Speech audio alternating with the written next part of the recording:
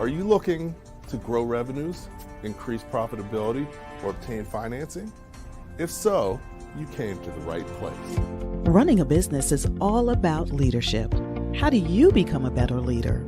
Learn from the successful entrepreneurs and business owners how to lead your organization more effectively. That's why we created Leadership Live at 8:05, Talking Small Business, to help you succeed with your host, Andrew Frazier, Business Growth Pro and CFO and founder of the Small Business Pro University. Every Tuesday evening at 8 p.m. Eastern, we're joined by experienced entrepreneurs and business owners who share their secrets to success via live stream. Also, every Friday morning, we release a new podcast episode. Either way, you will learn about developing your business leadership skills from our roster of highly performing guest experts. Leadership Live is one of the many valuable resources provided through the Small Business Pro University, empowering business owners to learn, profit, and grow. Find out more at sbpro.u.com.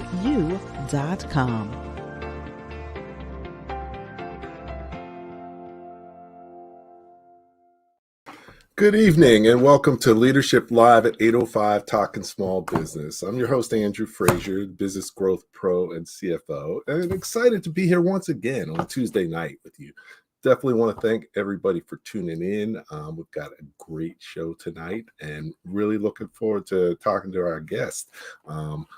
Great topic, very timely, and really looking forward to a great time. So definitely, joining in, this is not just something to watch. This is something we like participation. So feel free to comment, ask questions. We're doing this for you.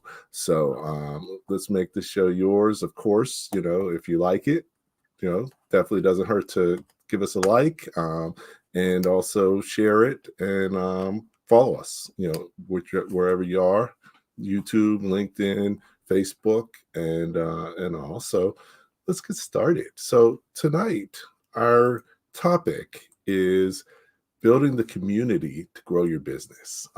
Love this topic because it's so timely and really the future of where successful businesses are going. And tonight's guest, Jimmy Newson, he's a little bit of a regular here, but that's because he has so much great knowledge to share. And once again, he's on the cutting edge of what's going on in the digital environment. So it's great that he's able to kind of keep us current and let us know where things are going. So tonight, I'm excited to have as our guest, Jimmy Newson, the Impact Influencer. How you doing, Jimmy? I am doing okay. I got a shout out. I see a few names here. The killer pitch master, Precious Williams, is in the house.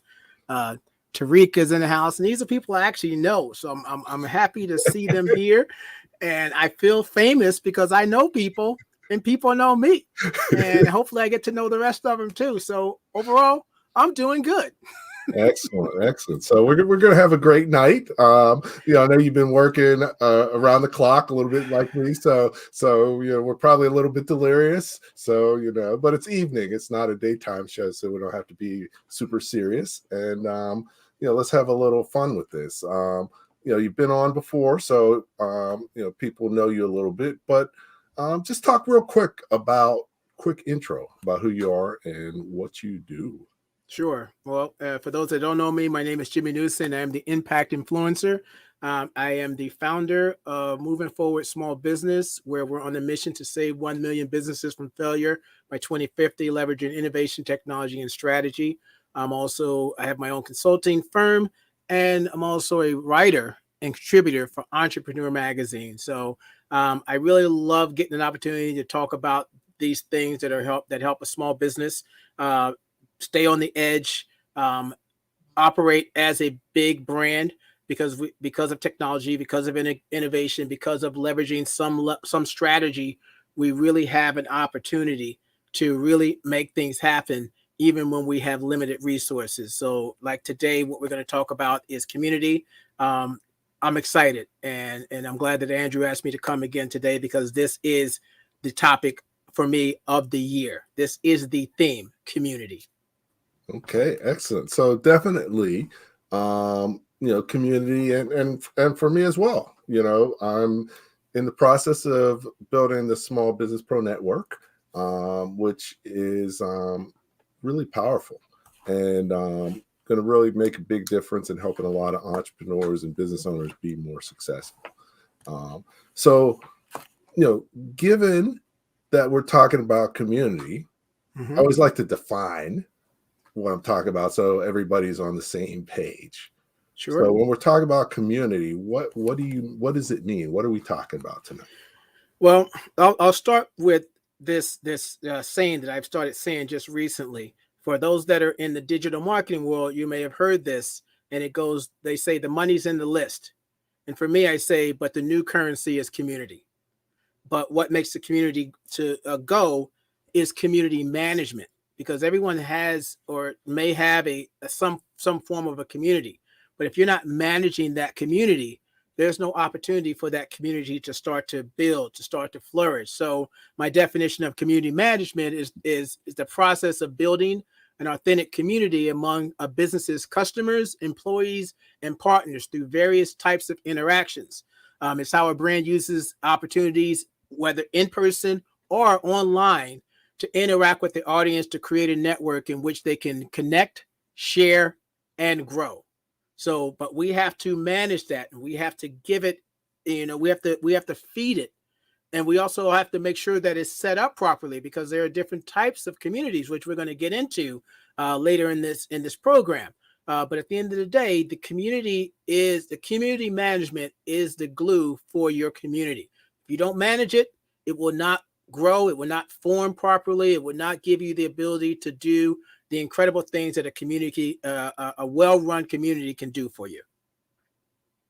Excellent. So definitely, looking at building the community, like you said, it's the future, and but it doesn't manage itself, and it can be a challenge to manage. So that has to be part of your strategy from the beginning.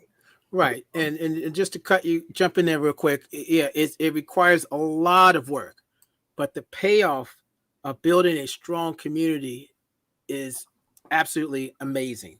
And again, this is what we're doing. And I can share, Andrew, a little bit later, our strategy for this year and our strategy for next year. That's how far in advance, and that's how important this thing that we're doing around community is. Excellent. So, we're here on Leadership Live.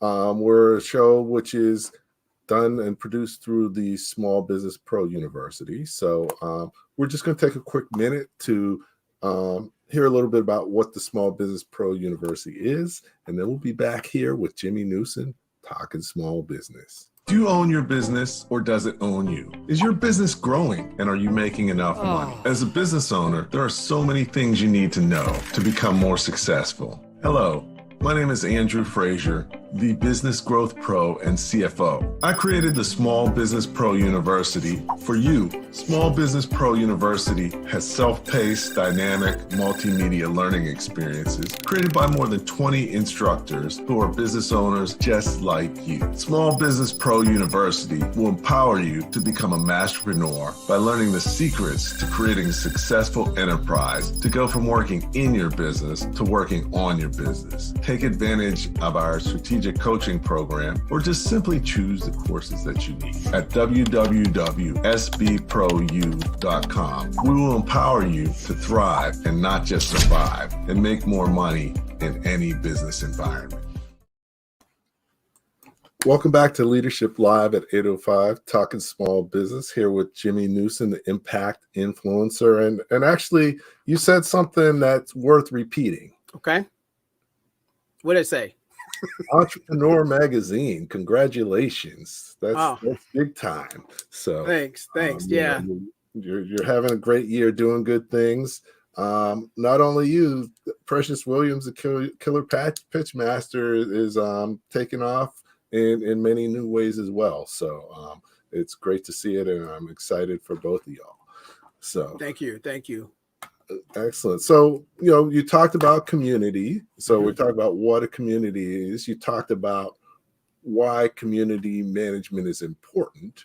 But you said community is the future. Okay. Yep. Why is it the future?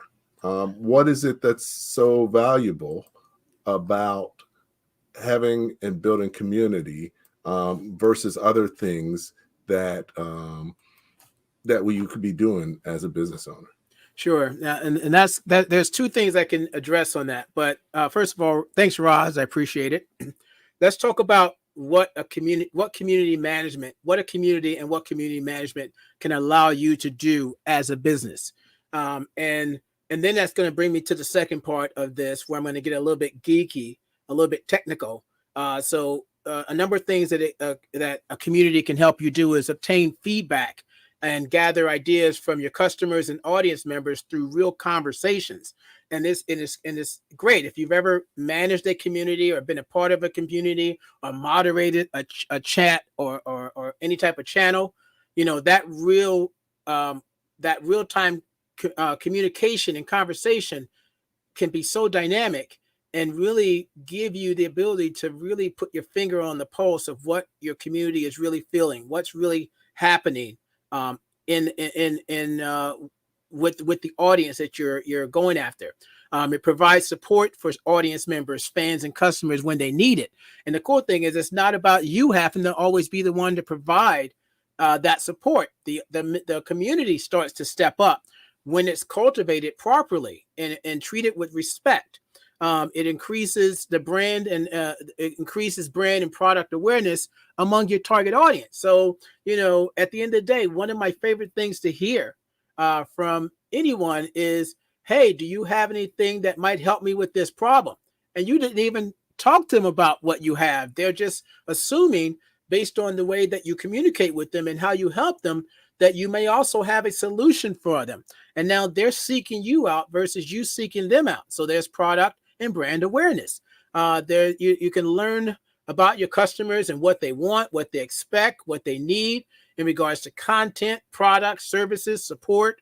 You can build, and this one is what I'm going through now with my own community, building one-on-one and one-to-many relationships between your audience and your brand. So we recently launched our community, and we're in the middle of our founding member launch, which is really meant to start to bring people in the door. The problem that I see most organizations that want to create a community, they think they need they need hundreds of people. They need maybe thousands of people. No, start small. Small is your best friend at this point, because what you want to do is work out the kinks. Bring in a small group of people and treat them like royalty, and then figure out, how do I duplicate that? So I do a lot of, so my members pay monthly, but they actually get access to me one-on-one when that's not what they're paying for. Now, there's a benefit for both of us. For them, they get that extra attention because we are small. But what happens for me is I get an opportunity when I work one-on-one for them to see what they like about my community and what they don't like, or what they find valuable and what is not as valuable. What I think is valuable is usually sometimes not what they consider valuable. They're way over in left field. They're like, "Nuh-uh, this thing over here is valuable." And you're like, I would have never thought that was value. But this is how we keep our ears to the ground. We make tweaks, we make adjustments, and then we start to expand as we work with our testing ground in our beta, if you will. And then it provides value to the customers beyond the product and service. Again, you're talking about a community. Think about your local community in your neighborhood.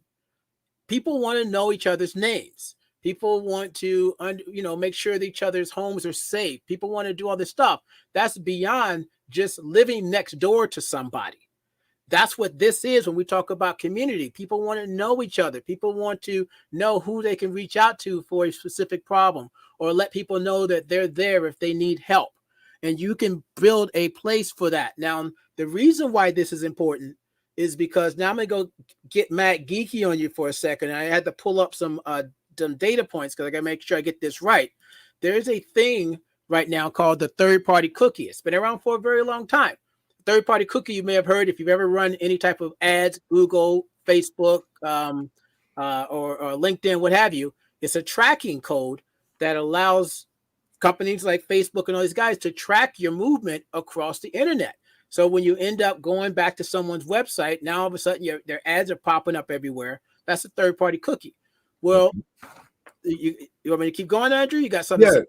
Well, so third-party cookies are key. How does it work? How do they do that to you? Oh, well, because they own the platforms, and that's how they monetize. But Okay. what's happening? So that, again, the third party cookie is kind of like, let me just get the right definition here. Is that so they say a third party cookie is stitched together information from various third parties, such as government, nonprofit, academic resources, platforms like Facebook, and they're collecting public data. They're collecting demographic stuff. It may be through sold data. That's third-party data. So then you as a company, you're buying that data, and you may not have the actual information on the individual, but you have kind of like buying patterns and habits that you can use to track certain types of people. So that's what we call a third-party data, third-party cookie. Okay. Now, so what's happening is that cookie's going away. So, and I'm not going to get into the major details, but for privacy issues, people don't want to be tracked. So there's 4 types of data as far as what we're talking about. So I just talked about the third party. So if the third party cookie goes away, which was supposed to go away twice, now it's going to go away very soon. You got 3 left. That's second party data, first party data, and zero party data. And I'll give you a little hint. The 2 of them are, which is the first party and zero party, involves your community. The second party data. So let's go there. So second party data, let me pull up my thing. To me, I always thought second party data is data you get from your partners, from people, trusted sources. So if you partner with an organization, you partner with a conference, you partner with someone who has already got that first party data, and then they share that data with you because you're their partner, that is considered second party data. Okay. So it could be if they obtained it through someone signing up through their website and they gave them their email address. So say you're doing a partnership deal with someone on a lead gen campaign. They're the ones running it. And then at the end, they give you the data they collected. They share the data with you. That's second party data. Okay. Surveys. If they do a survey and then they share that data with you, that's second party data. It came from them and you get to use it as a source. Okay. And then we have first party data. And first party data is the data that you collect from your audience. And this is where your community comes in. So now you've got a community, you've got your website, maybe you're using a CRM, you're using an email marketing, an email service provider like MailChimp, Constant Contact, Active Campaign. When you're able to track things about the people that are in your CRM, that are going to your website, that type of data is data that you can leverage to go, okay, my audience opens up 70% of my emails. I get a 33% click-through rate. I can actually tie that data back to the individual. So in your email service provider or your HubSpot CRM, you can see that it was John that opened the email twice. You can see that it was Lisa that visited 3 pages on your website. That's first-party data. It's not personal.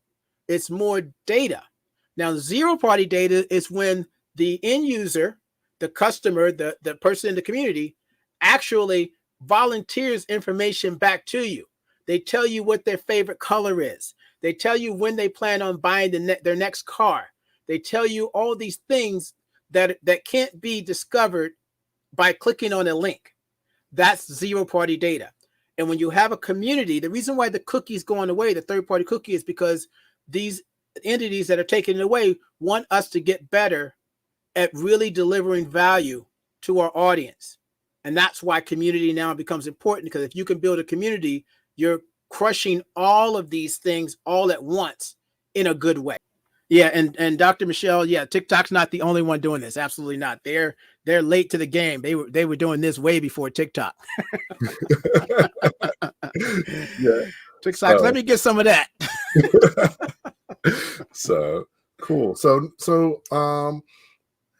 it's interesting, how technology is allowing us, as smaller business owners and smaller organizations and individuals, to really get access and utilize data in ways like never before.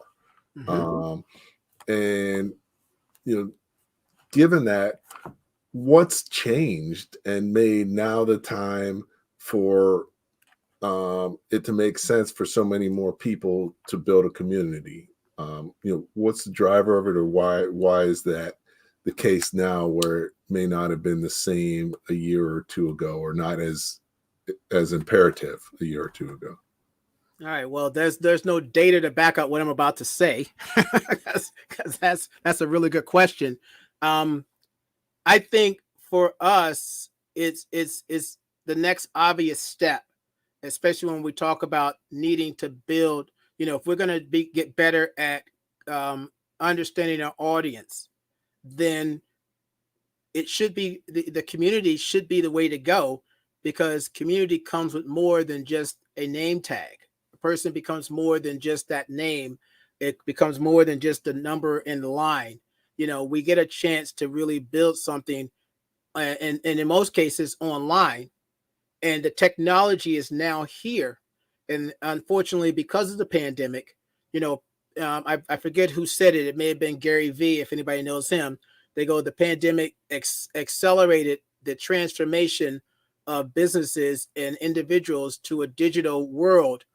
It increased it by 5 years. What would have taken us 5 years, we did it in 1 year. So now the world is caught up to, at least certain parts of the world are caught up to understanding how to maneuver digitally, as an individual, as a company, as an organization, as a group. And now with tools like, this the tool that we're on right now, StreamYard, and all these other tools, they're easily accessible by us. The question is, how do we leverage these tools to start to build a community around our expertise, around our products and services? And there's a tool called Wistia, which is a video platform. They said it best. They go, if you really want to never run out of things to talk about, market and promote on your vision, mission, and purpose, and not on your products and services. Because your vision, mission, and purpose gives a bigger meaning to why you do what you do, and allows you to talk to people about life versus a product or service. And there's so much that can be said about life, So I think, the fact that technology is cheaper, is easier to access, and makes it easier for us to now go, community is now achievable, where it may have been too pricey a few years ago. As tools start to become popular, more competition comes out, giving us more options. Okay, welcome back. We're here, Leadership Live at 805, talking small business. We're talking about the importance of community. And, one of the things that community really identifies with, something I tell small business owners all the time. And actually, it's the advantage that smaller business owners have over larger business owners, because a community is more fit and a better fit for smaller businesses and smaller organizations than larger ones, because it speaks to a niche. Michael Dermer, who has spoken at some of my events, talks about, you always want to be in a sandbox where others aren't. So your community becomes your sandbox, and where other competitors, you're not competing with them. You're competing with yourself within your niche and within your sandbox. Yeah, and I love that a lot, because again, it's not even a competition anymore. It's almost like you're just sitting back and letting them tell you how to be better, how to serve them better, how to give them what they want. It's nothing, it's not about creating in a vacuum anymore. We have to get feedback in real time, even if the product's not done. There's nothing worse than finishing a product and then people go, that's not what I wanted. and especially in a digital product. So definitely. So for businesses, like you said, the technology keeps getting better and better, which facilitates it a lot easier. But also,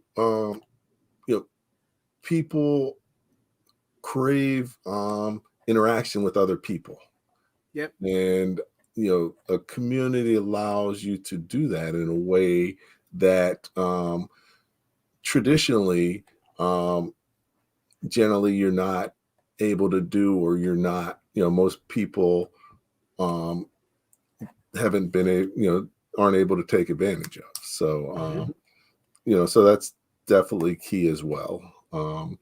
So Jimmy, we're talking about community. I know you're building some communities.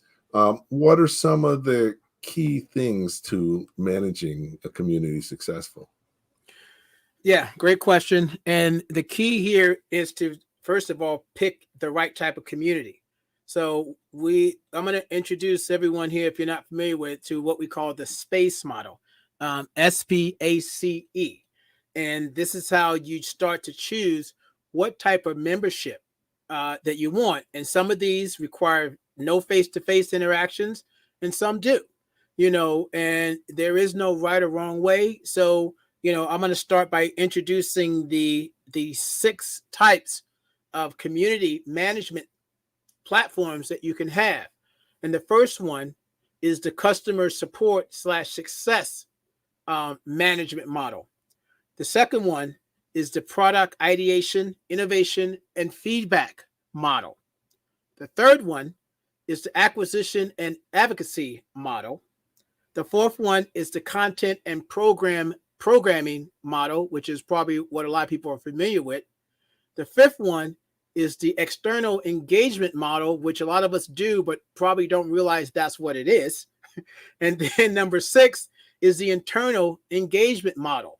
So those are your 6. So customer support, product ideation, acquisition, content, external, space, and then we have internal I. So I don't know why they couldn't fit the I in there somewhere, but I guess it doesn't go in the word space. So let's break down what each one of these models actually are. So if we look at the first one, we talk about customer support success. If you have, say, like a forum or frequently asked question type of document or structure or community-based website, this can be part of your customer support and success management model, and that in itself could be its own community, where people go there to support each other. And the forum itself is a great example of a community that's meant for customer support and customer success, because the success comes from delivering great support. Okay, so that's your first one. And then we move on to our second one, which is product ideation, innovation, and feedback. And this is where we actually start to beta test our ideas and products and services. So we can use a group of individuals on a regular basis to get feedback on what they like about something and make adjustments and give it back out to them. I actually did this from September of 2022 to now. I created an accelerator in New York City, and my goal was originally to run that it's a 2-month accelerator.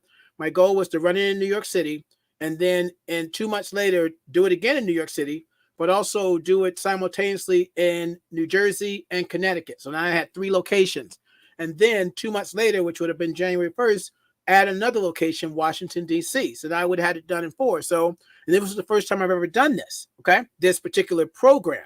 So I wrote this program specifically for the New York City Public Library. Fast forward to today, I've only run it in one place, and that's New York City. I decided not, as time went on, I didn't expand it to other places because I realized there were things I needed to perfect. And that's where product ideation and innovation came in. And so I was able to, between September and now, make a dynamic program. Now it's ready for me to roll out and expand. Before, it was just too soon because I had to listen to those that said, it's too much information, or I didn't understand this part. This part seems detached from that part. I understand it because I created it and I do it, but I'm assuming that everyone else is on that level. And at the end of the day, they're not. Everybody learns differently. Everybody looks at things differently. Everybody contemplates things differently. And that is hard to take into account if you don't give them the chance to do it and give you the feedback so you can perfect it, because it's not for you, it's for them. So that's product ideation and innovation. The third one is acquisition and advocacy. This is all about creating a place where you can connect with your customers, your leads, your brands, your ambassadors. You're acquiring them, and they're becoming advocates. This is the ideal type of membership where you want people to sign up and pay you, and then you have to deliver some type of service that's of equal or greater value. Okay, so then we got acquisition and advocacy. Then the next one we have is content and programming. Okay, and I actually chose the third one, the one we just talked about, over content and programming. And I can explain that why. You can ask me why later, Andrew, so I'm not going to say anything yet. Okay, but content and programming is about leveraging content and programming for your customers, for your fans, for your followers, for your employees, which could also include a marketplace. It could be crowdfunding strategies around that, user-generated content, so that is content and programming. You're creating content, and that content becomes the drawing factor, or you're giving the audience an opportunity. Think Canva. Think, most of your social media platforms that are they're basically user-generated content. People don't come back because of Facebook. They come back because of the people that are generating content on Facebook, on social media platforms. Okay, which brings me to my next one, which is external engagement. And external engagement are the platforms where you're built the community, but you don't own that platform. And that in itself is social media management. You are managing your Facebook account. You don't own it. You are renting those TikTok users and viewers and followers, those LinkedIn connections, those Instagram followers. You are leasing that. You don't own it. That's an external engagement management platform. So it's important to be there if your audience is there, but the objective is always get them off of that platform and get them into your system. Get them off of that platform and get them into your community. So if anything ever happened to any of these external platforms, you are still in business. You still have what you need.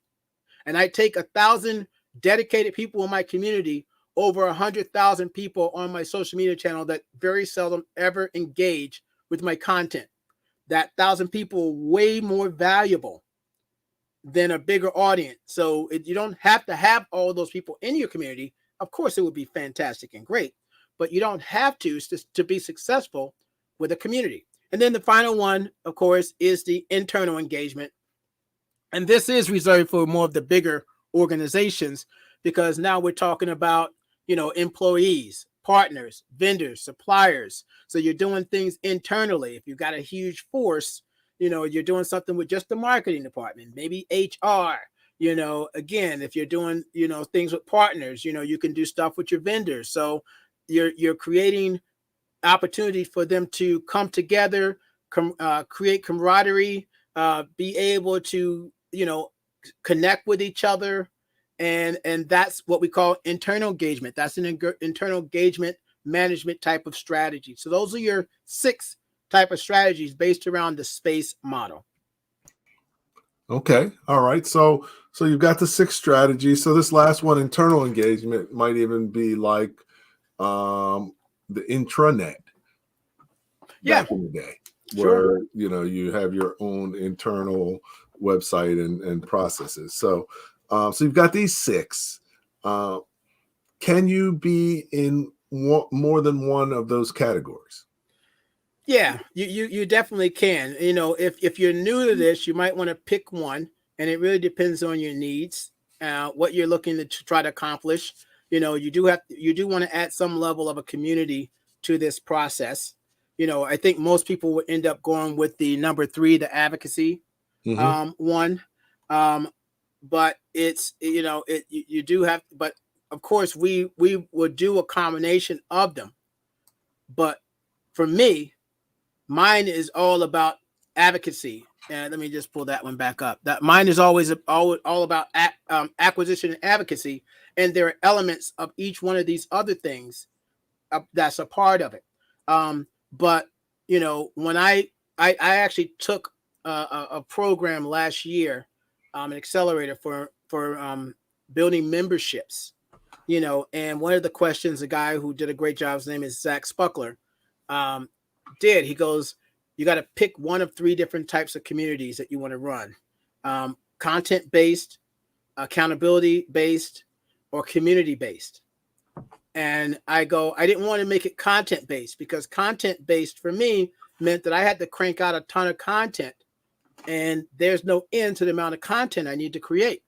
So I actually did a combination of community and accountability, because I'm in the business B2B space, and I'm talking about, strategy and high level things, which sometimes don't sound as sexy because they can't deliver on as fast. They take a lot more time, but they're worth it in the end. So I did a combination of accountability and community.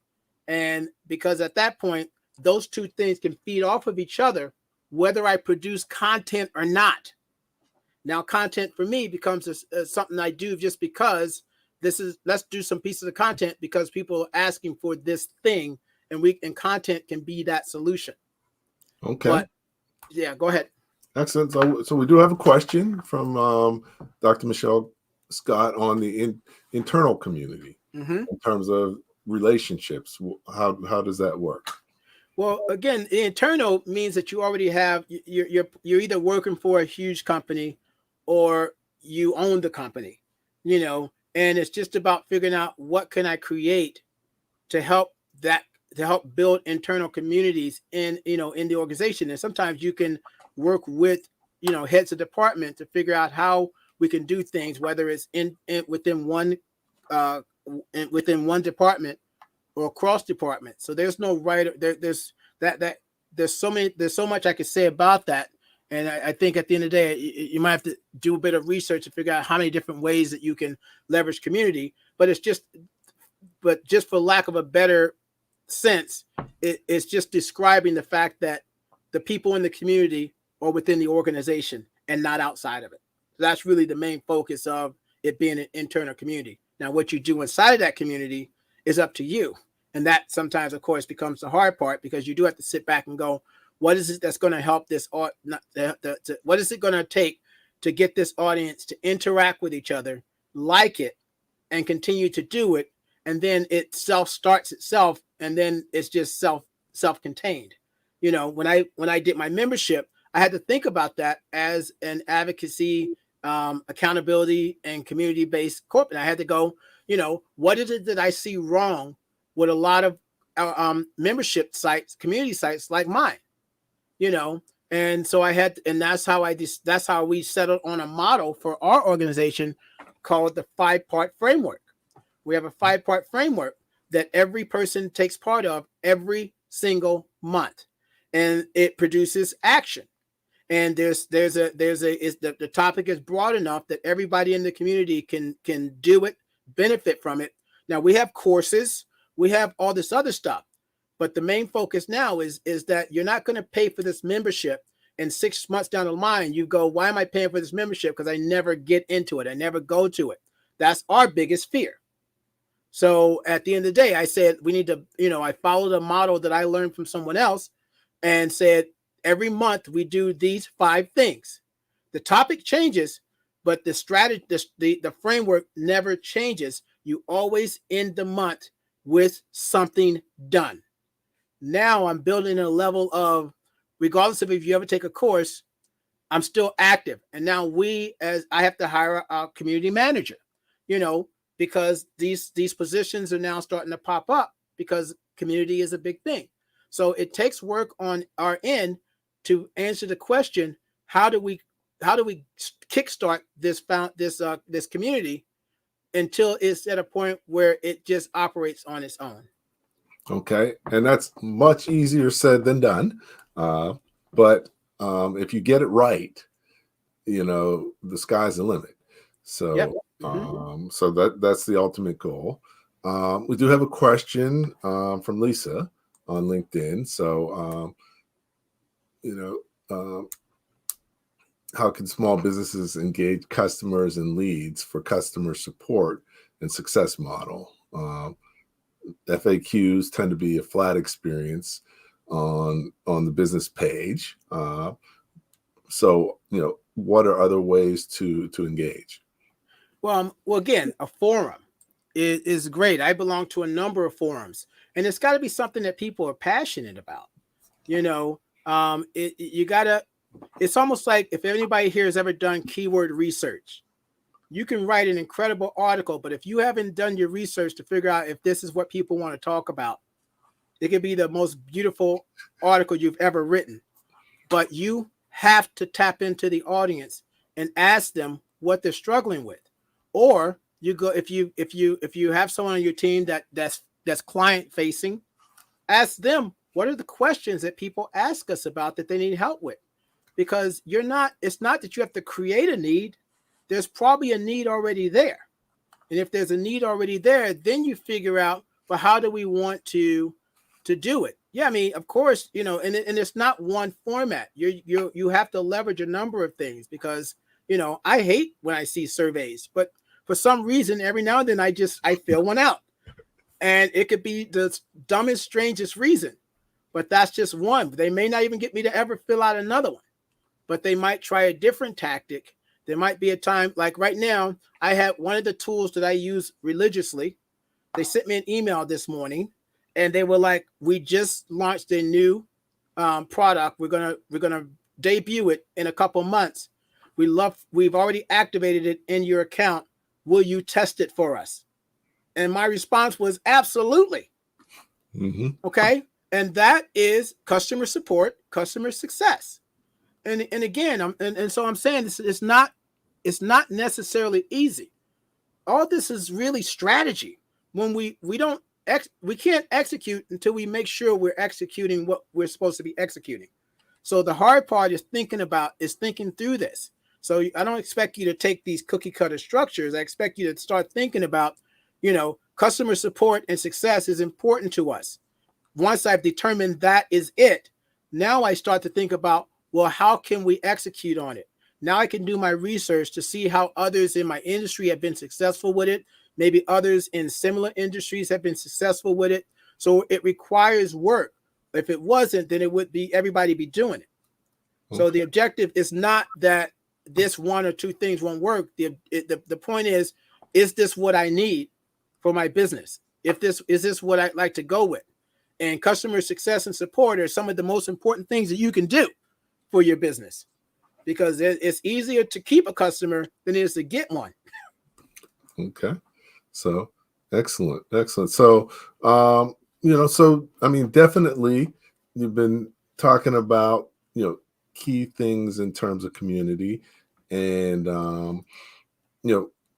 we've got, a lot of other things going on, but I'm going to defer real quick on my question because we've got another question from the audience. So, Catherine, what are some unexpected opportunities you found while trying to engage their community customer base as a community? Oh, that's a great question, Catherine. What are some unexpected opportunities? There are so many. I once spoke to a potential client for recently. She was referred to me, so I was able to talk to her. And I always bring up my community. By the end of the conversation, I wasn't giving her a proposal. I was giving her 3. She wanted 3 different proposals, and then she told me when she wanted them to start. When it comes to community, Andrew mentioned, and I'll share this because I'm able to do that. So when I get access to a community, so this is actually going to answer 2 questions because Dr. Michelle talked about suppliers and vendors, and then someone else talked about something else as well.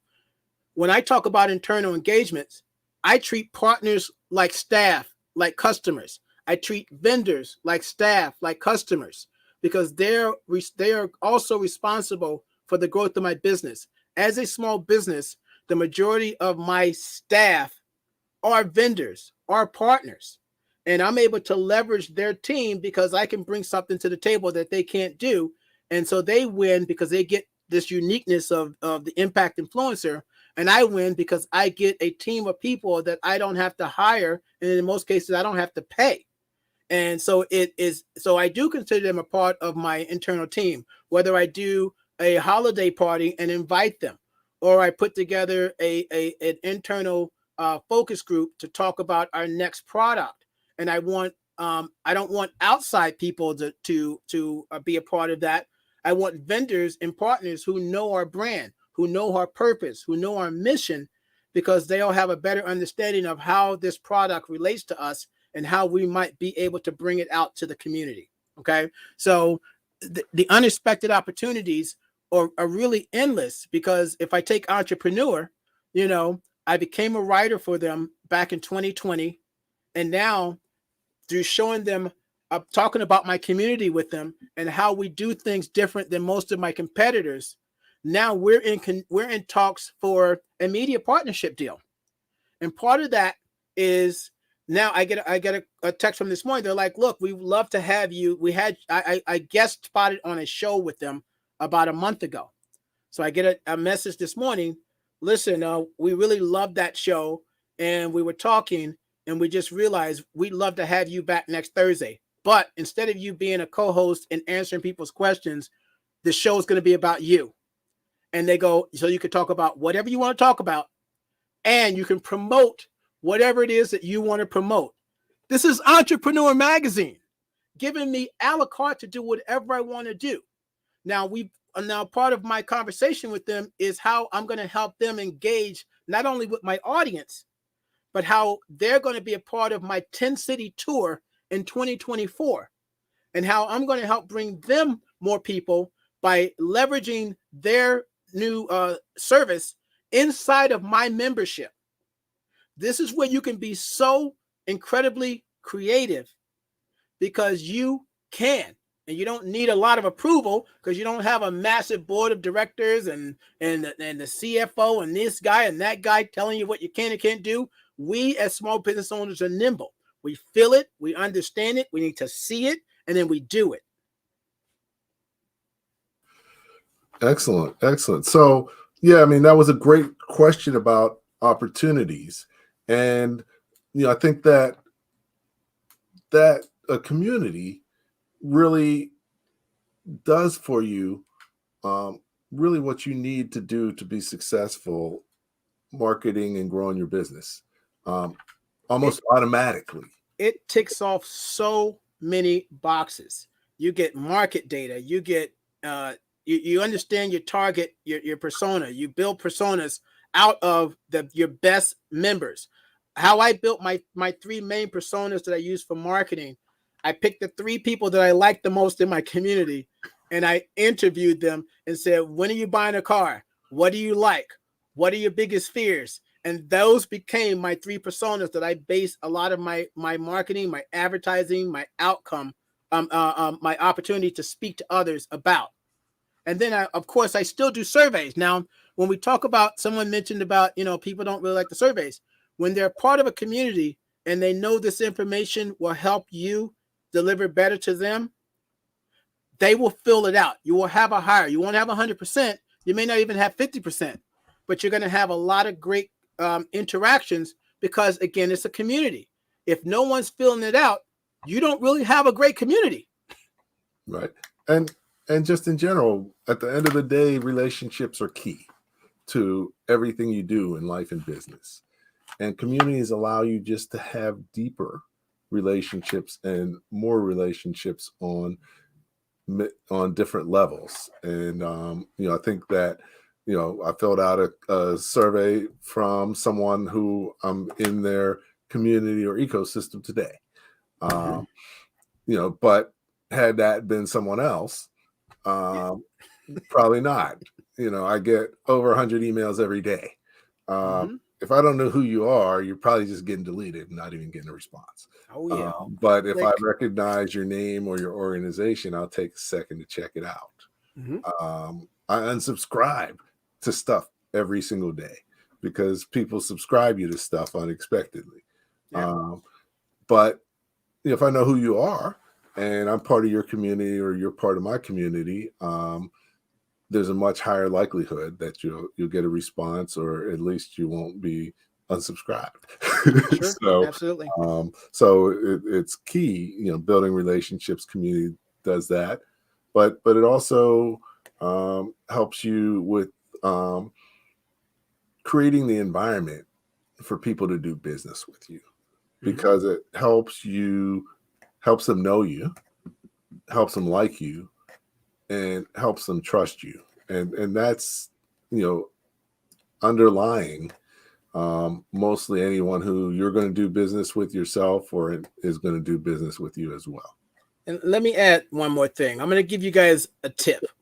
I'm gonna throw you a bone, because this happened to me. So anybody I hear who actually has a community already, okay, so I'm talking to those that have a community. So I'm on with a young lady that I do a lot of stuff with. I'm always on her show, and I recently did a her one of her virtual summits, and so I ended up talking to her. She has a mastermind group, and so her mastermind group heard me talk. I think the topic was on lead magnets and whatnot. And so the next week I had set up a call with her because I wanted to talk to her about something. And she goes to me, she goes, "Listen, my group was wondering if you could do a group rate for all of us as a group." And I was like, "Yeah, let me think about it. I'll get back to you by tomorrow." Next thing you know, I have a new product offering. I am now going to offer to organizations a discount price with a affiliate referral to them for all their members to build their sub community inside of my community. Why? Because what I teach is totally unique from what they teach, so they can benefit from both.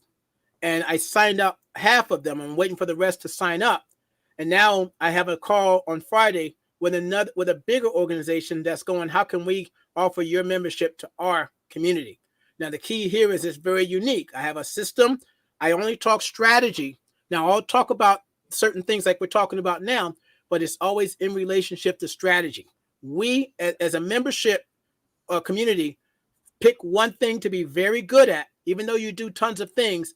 Dominate a very specific topic. This is one of the most important things I learned last year when I was in that membership accelerator, and that is what made me excel.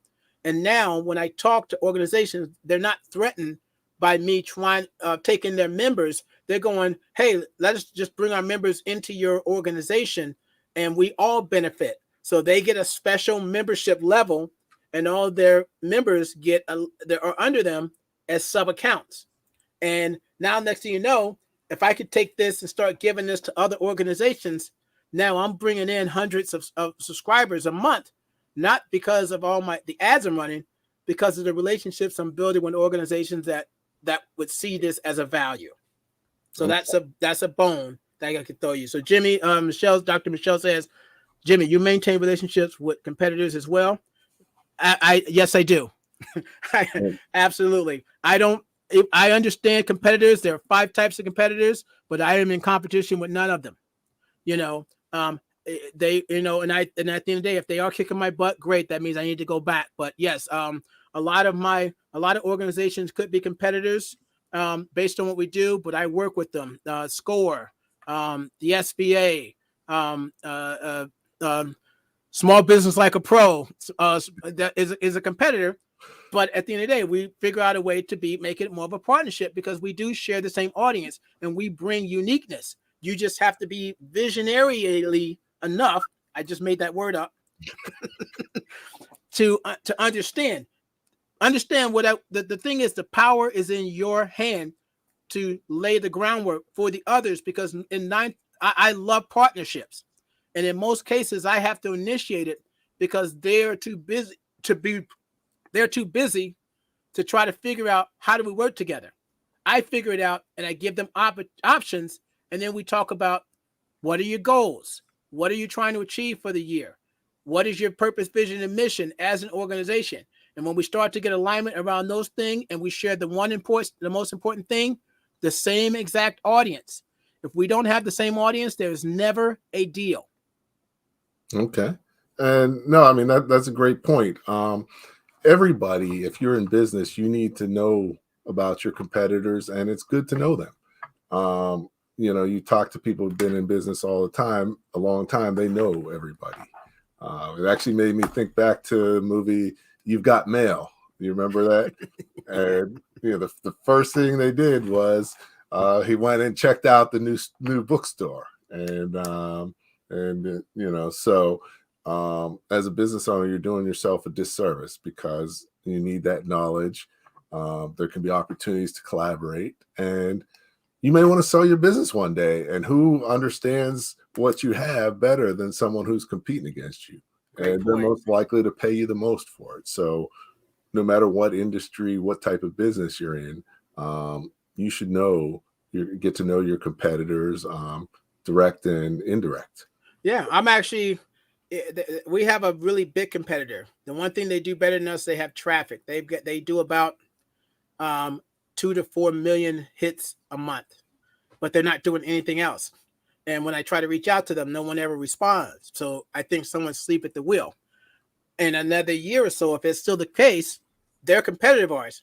I would like to buy them. I want to make an offer to them because I could I can shorten the ability that I have to get to a certain amount of viewers per month to the website. And if I could buy them and integrate them into our site, it makes sense. So I pitched that to our board, and we're just waiting for the right time to see, when we can speak to them about that opportunity, if we could ever get somebody on the line. Okay. Now, this has been amazing, as always. That's why I love to have you on. But an hour just isn't long enough to do justice. But this has been, really great, sharing great knowledge on something that every business owner should be thinking about. It would be great for you to have your own community, but if not, at least you need to connect and be part of communities and be an active part so that you can also get some of the value out of community, because that's really how we're going to be building relationships, and that's who people are going to be doing business with more and more as we move forward into the future. Yeah, and just to add a last thing on that, you're 100% right. When I started, every time I decided to do something I'd never done, I go and find someone doing it and I join them. Mm-hmm. When I wanted to be on boards, when I wanted to have my board for my own organization, I joined a board. When I did, every time I decided I need to understand this, I go out and I watch at least not one, at least 2 to 3 people, so I can get a perspective of this process, so I can understand it. So yeah, there's no reason to ever recreate the wheel. Okay, excellent. So I guess we'll leave it with that. But thank you so much for coming on again. Love to have you as a guest. Look forward to having you again. And always appreciate what you're doing. Excited about the entrepreneur stuff and just really what's going on with your business. All this stuff is happening, but I know how hard you've been working behind the scenes for more than a year to really get to where you are specifically with this business, let alone all the years that you've really been building knowledge and relationships and everything you've been doing. But very excited. Appreciate you joining us. Anything you want to share before then? Yeah, I would say, do a bit of research, understand what type of community you could possibly have. Look at see if your competitors have a community, and then the most important thing, figure out what is the value that you can provide for that community. You can figure those things out, then you're on your way to starting to lay the foundation for a successful community. And don't think that you have to have a huge number of people. If you've got a handful of people in that community, that's enough to start to build it and use that group of people. And no, that's a horrible word, but I mean that in all the best terms. Leverage them to start to build it from scratch the right way. Okay, excellent. Well, Jimmy, I greatly appreciate it. Hang out for a minute so we can chat after, but let me close things out. So once again, great episode. Thanks everybody for tuning in. I appreciate you comments and your feedback and your questions. And, as always, we have tremendous guests and love to really talk to them to learn more and more about how you can be a better leader and run your business more successfully. So next week, I'm excited. Our topic is how to grow your small business. And we've got Caesar Hasselman, and he's really done some great things with different businesses. So it's definitely, another topic, another person that you can learn a lot of valuable knowledge from. So hopefully that you'll join us again, or at least check out the recording. Also, you saw a little bit of video about our community, the Small Business Pro Network. Feel free to join www.sbpronetwork.com. And, at the end of the day, the more that you know, the faster and more successfully your business is going to grow. Thank you for listening to Leadership Live at 8:05, Talking Small Business. Subscribe to our YouTube channel and to the podcast on your favorite podcast platform. Leadership Live is one of the many valuable resources provided through the Small Business Pro University, empowering business owners to learn, profit, and grow. Find out more at sbpro.u.com.